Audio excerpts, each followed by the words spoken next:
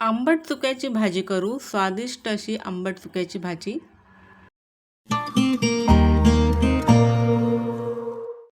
नमस्कार मंडळी, welcome to निराली माय चॅनल।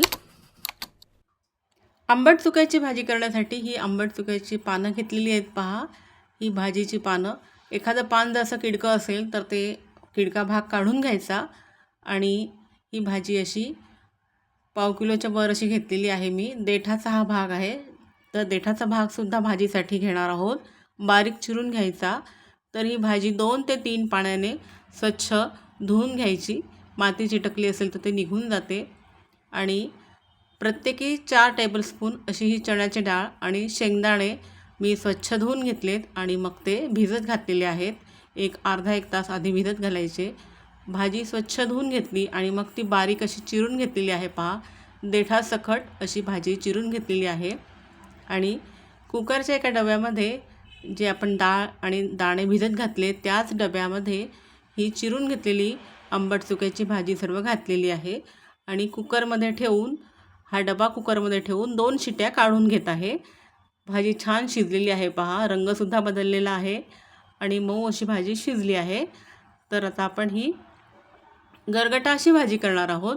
तर शिजलेली भाजी चांगली घोटून घेऊ, म्हणजे एकजीव अशी भाजी तयार होईल। तर भाजी चांगली घोटून घेते आहे मी। एकजीव होण्यासाठी ही भाजी चांगली घोटून घ्यावी, शिजलेली वाफवून घेतलेली। आता एका स्टीलच्या टोपमध्ये मी 2 टेबलस्पून चणा डाळीचं पीठ किंवा हरभऱ्याच्या डाळीचं पीठ घेतलेलं आहे, बेसन पीठ। त्यामध्ये थोडंसं पाणी घालून त्याच्या पिठामध्ये ते पाणी मिक्स करून घ्यायचं। पिठातल्या गाठी मोडून घ्यायच्या आणि एकजीव एकसारखं पीठ छान करून घ्यायचं, प्लेन असं, म्हणजे भाजीसुद्धा एकजीव आणि छान अशी शिजते। तर हे गाठी मोडून घेतलेत पहा आणि छान असं एकजीव पीठ तयार करून घेतलेलं आहे, पाण्यामध्ये आपण मिक्स केलेलं आहे। आता हे पीठ, चणा डाळीचं पीठ, या शिजलेल्या आपण वाफवून घेतलेल्या भाजीत ते घातलेलं आहे, आंबट चुक्याच्या भाजीत, म्हणजे गाठी काही राहत नाहीत पिठाच्या आणि भाजीची छान शिजली जाते। आता दोन्ही हे आपण मिक्स करून घेतलेलं आहे, डाळीचं पीठ आणि वाफवून घेतलेली भाजी। आता एका छोट्या डिशमध्ये मी कोरडे मसाले काढून घेतलेले आहेत। 1 पाव चमचा हिंग आहे, 1 छोटा अर्धा चमचा हळद, 1 चमचा तिखट, 1 चमचा गरम मसाला घेतला आहे। काश्मीरी लाल मिर्च पावडरसुद्धा मी घेतलेली आहे आणि एक मीडियम साईजचा गुळाचा खडा घेतलेला आहे, आपण तो भाजीमध्ये घालणार आहोत। तर आता एका कढईमध्ये गॅसवर मी ती कढई ठेवली, त्यामध्ये ही वाफवून घेतलेली पानं, शिजवून घेतलेली जी पानं आहेत आंबट चुक्याची ती घातली आहे। डाळ, दाणे आणि ते पीठ आपण घेतलेलं चणा डाळीचं ते सगळं घातलं आहे। भाजी आपण शिजवून घेणार आहोत। चवीनुसार त्यामध्ये मीठ घातलेलं आहे आणि गुळाचा खडा आपण त्यात घालू, म्हणजे आणि ती भाजी चांगली 1-2 उकळ्या आणून घेऊ। भाजी चांगली शिजली जाईल, गुळाचा खडा देखील वितळून तो मऊ पातळ होऊन जाईल।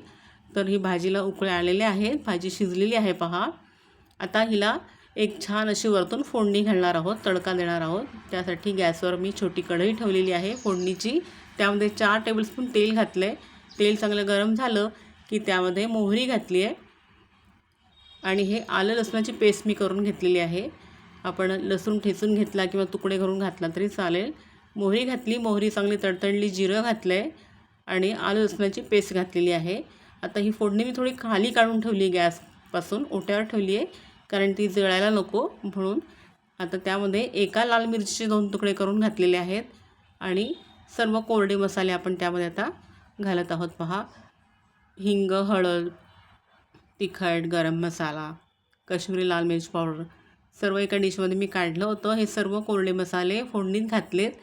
फोडणी चांगली एकसारखी हलवून घ्यायची आहे आणि मग ही फोडणी आपण शिजलेल्या भाजीवर घालू, त्यामुळे खूप छान चवीची भाजी तयार होते। वरतून फोडणी घातल्यामुळे स्वादिष्ट रुचकर अशी भाजी होते।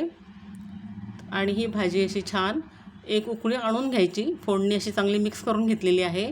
एक उकळी गॅसवर ठेवून आणून घेतली आणि झाकण ठेवून द्यायचं, म्हणजे भाजीलासुद्धा रंग खूप छान येतो। आणि ही भाजी ज्वारीच्या भाकरीबरोबर खा, बाजरीच्या भाकरीबरोबर खा, पोळीबरोबर, भाताबरोबर, कशाबरोबरसुद्धा ही भाजी खूप छान लागते। तर आंबट चुक्याची अशी गरगटा भाजी खूप टेस्टी। आंबट चुक्यामध्ये सुद्धा औषधी गुणधर्म आहेत. त्वचेचा दाह कमी करते, नंतर पचनक्रिया सुधारते. ज्यांना भूक लागत नसेल त्यांनीसुद्धा ही भाजी खाल्ली तर त्यांची भूक वाढते. तर अशी ही औषधी गुणधर्माची आंबट चुक्याची भाजी खूप छान टेस्टी. व्हिडिओ आवडला तर कमेंट करून नक्की सांगा. Please like, share and subscribe निराली माय चॅनल. थँक्यू.